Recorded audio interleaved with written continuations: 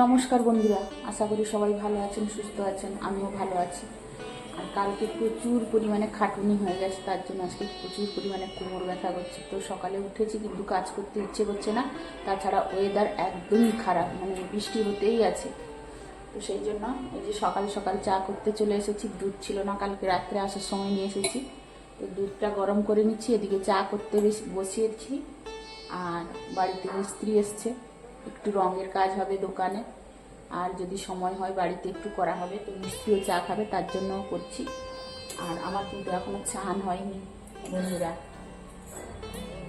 বাসি ঘরের কাজকর্ম শেষ করে এই যে চা করতে চলে এসেছি। কর্তামশাইও উঠে পড়েছে, তো চা করে ওকেও দিব, মেয়ে খাবে, আমি খাবো, চারজনে এখন চা খাবো। কারণ এই ওয়েদারে চা না খেলে কোনো কাজ করতে ইচ্ছে করবে না।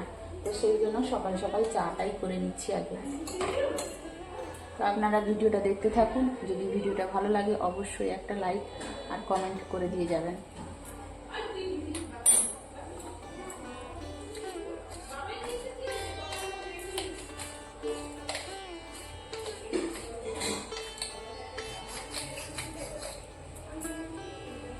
গোলমরিচটা শেষ হয়ে গেছে।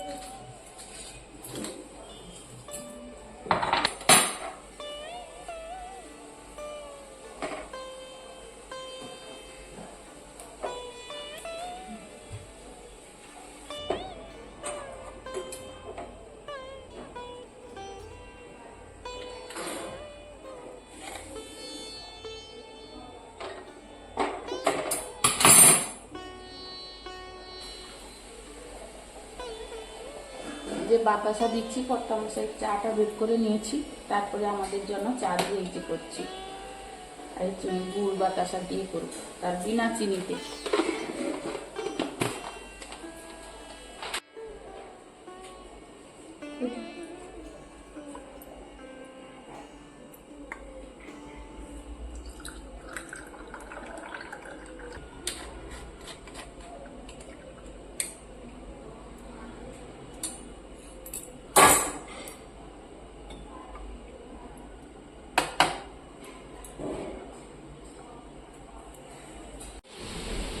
তো বন্ধুরা, চা খেতে খেতে মাছ বিক্রি করতে এসছে, মাছ নিতে এসছি। তো চলুন কি মাছ নিয়ে এসছে দেখি।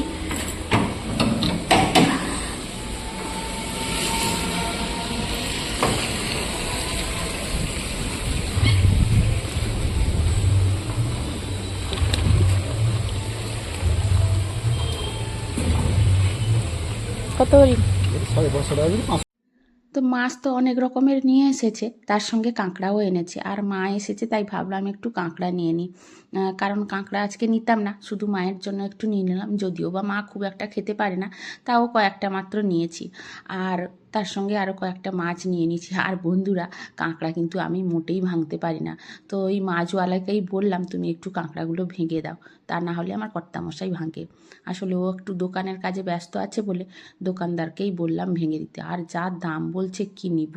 কাঁকড়ার কিন্তু প্রচুর দাম, মানে মাংসের দামের সমান। মানে খাসি মাংস যা দাম, কাঁকড়ারও তাই দাম। তবে ওকে বলে বলে বলে বলে অনেকটা কমিয়ে কিন্তু নিয়েছি। আর এই যে দেখুন, মাদি কাঁকড়া দুটো নিয়েছি আর পুরুষ কাঁকড়া দুটো নিয়েছি। দুটো কাঁকড়ার মধ্যে দুটো তফাৎ আছে। মাদি কাঁকড়া নিলে এখন কিন্তু ঘিটা বেশ ভালোই পাওয়া যায়, আর পুরুষ কাঁকড়া নিলে কিন্তু দাঁতটা ভালো পাওয়া যায়। তাই যাই হোক, দু রকমের মিশিয়ে নিয়েছি। আর তার সঙ্গে অন্যান্য মাছও নিয়ে নিয়েছি। তো মা এসেছে এই জন্যই একটু নেওয়া, না হলে আমাদের বাড়িতে এত মাছ কেউ খায় না। তো যাই হোক, নিয়ে নিলাম। আর এই যে ওই মাছওয়ালা কিন্তু দাঁড়গুলো ভেঙেই দিল। আর আমি বাড়িতে এসে এই পোনাটা কেটে নিচ্ছি। আসলে বাড়িতে এলে মাছ নিলে না, একটাই সমস্যা হচ্ছে, বাড়িতে কাটতে হয়।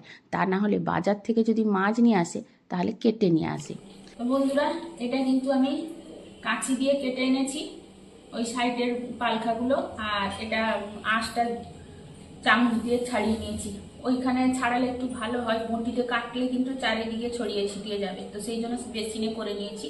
আঁশটা ছাড়িয়ে নিয়েছি, এখানে শুধু কাটবো। আর তার সঙ্গে নিয়েছি এই যে চিংড়ি মাছ, দেখুন এই চিংড়ি মাছ নিয়েছি, আর এই যে কাঁকড়া নিয়েছি। এই কটা মাছ কিন্তু নিয়ে নিলাম সকাল সকাল। তো চলুন মাছটা কাটি এবার।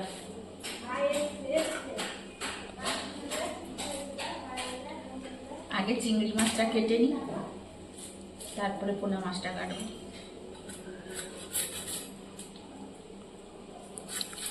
আর এই চিংড়ি মাছগুলো দারুণ টেস্ট বন্ধুরা, আর একদম জ্যান্ত।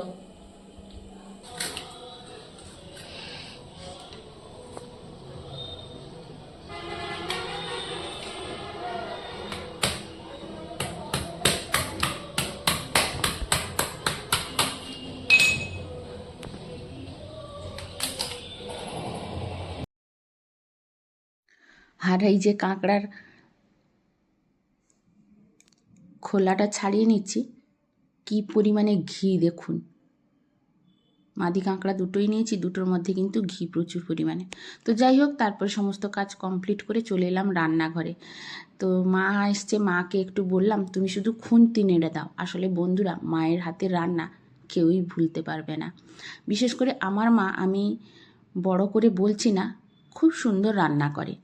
মা যদি এই যে একটুখানি তেলে একটুখানি মশলা দিয়েও রান্না করে দেয়, তো সে তরকারিও মনে হয় অমৃতের মতো। আমার মা এতটাই রান্না করে। একটা সত্যি কথা বলি, আমার মায়ের হাতের রান্না এতটাই ভালো যে বাবা চাকরি করতেন, তো 18 বছর কোনো জায়গায় ট্রান্সফারই নেয়নি, শুধু দুটো খেয়ে বাড়ি থেকে যাওয়ার জন্য। তাহলে বুঝতে পারছেন আমার মায়ের হাতের রান্না কতটা ভালো।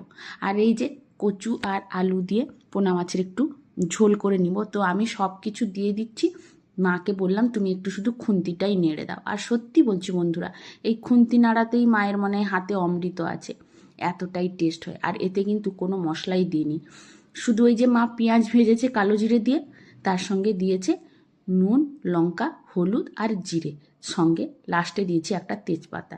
ব্যাস এই দিয়েই কিন্তু পোনা মাছের ঝোল হয়েছে। কি যে টেস্ট হয় কি আর বলবো।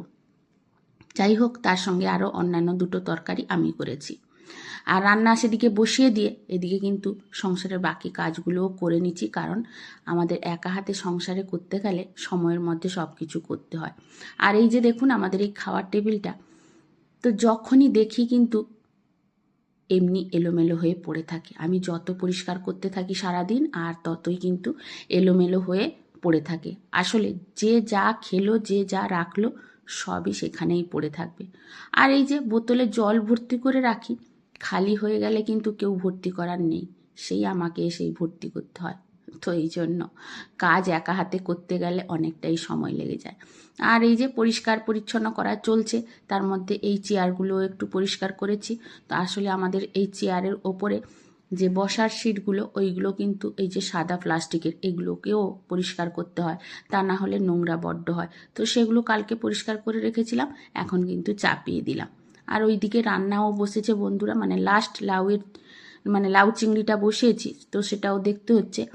আর মা বসেছিল, মা উঠে গেছে। আসলে মা বেশিক্ষণ বসে থাকতে পারে না, পায়ের সমস্যা আছে, তো সেই জন্য উঠে চলে গেছে।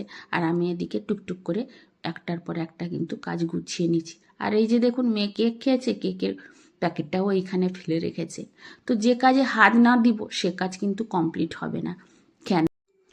এদিকে কালকে অনেকেই কমেন্ট করে জানিয়েছে যে আমার কাঁসার থালা আর কাঁসার জিনিসগুলো প্রত্যেকটাই খুব সুন্দর হয়েছে।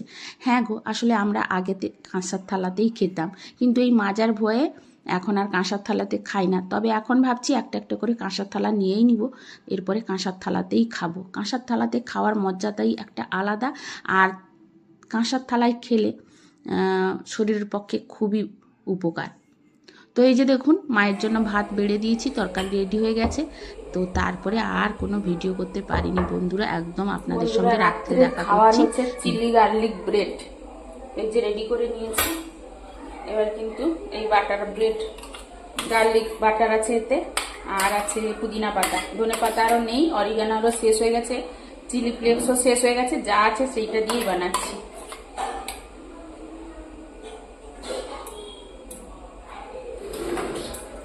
এবার দিয়ে দিব আসল জিনিস, সেটা হচ্ছে চিজটা দিয়ে দিব।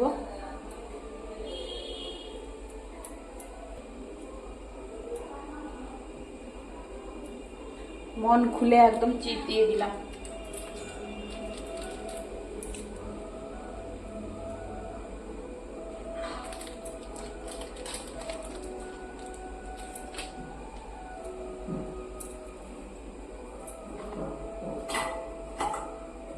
আর আছে এই যে কর্ন, সুইট কর্ন, এটা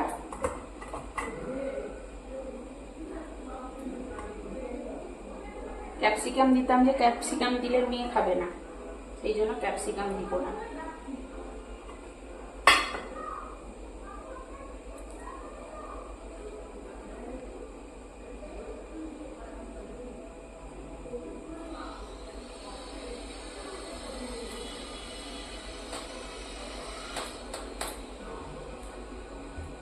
ভালো করে চাপিয়ে দিব এবার।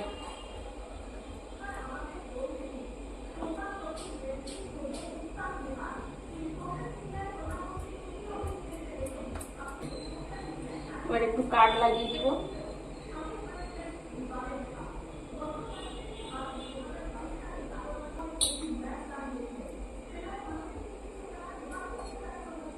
এটা দিব, রসুন ভেজেছিলাম এতে, এটা যেহেতু নিচে দিব, আগে তেলটা একটু দিয়ে দিব।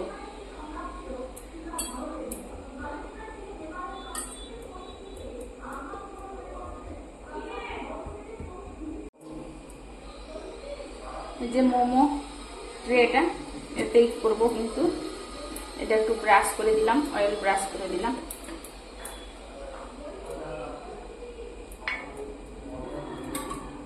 একটুখানি বাটার দিয়ে দিব।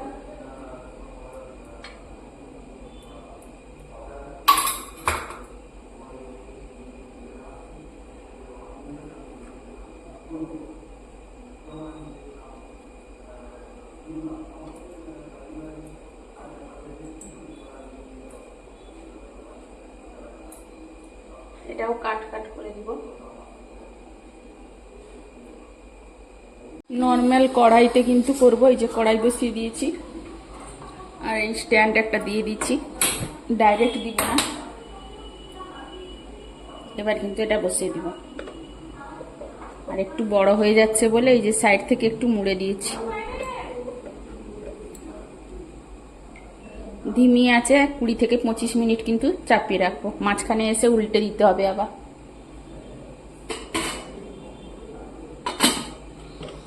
ঢাকা দিয়ে দিলাম। আমার কিন্তু চিলি গার্লিক ব্রেড একদম রেডি হয়ে গেছে। কতটা সফট হয়েছে দেখুন, আর খেতেও খুব ভালো লাগে বন্ধুরা। তো তাহলে আজকের মতো ভিডিওটা এখানেই শেষ করছি বন্ধুরা। ভিডিওটা কেমন লাগলো অবশ্যই আপনারা কিন্তু কমেন্ট করে জানাবেন। আর নতুন কোনো বন্ধু যদি ভিডিওটি দেখার জন্য আমার ভিডিওর মধ্যে এসে থাকেন, যদি ভিডিওর কোনো অংশে আপনাদের ভালো লেগে থাকে, তাহলে অবশ্যই একটা সাবস্ক্রাইব করে পাশে থেকে যেতে পারেন বন্ধু হয়ে। তাহলে আজকের মতো আপনাদের কাছ থেকে বিদায় নিচ্ছি। সবাই ভালো থাকুন, সুস্থ থাকুন। চলে আসবো কালকে নতুন আবার একটা ভিডিও নিয়ে। আজকের মতো টাটা।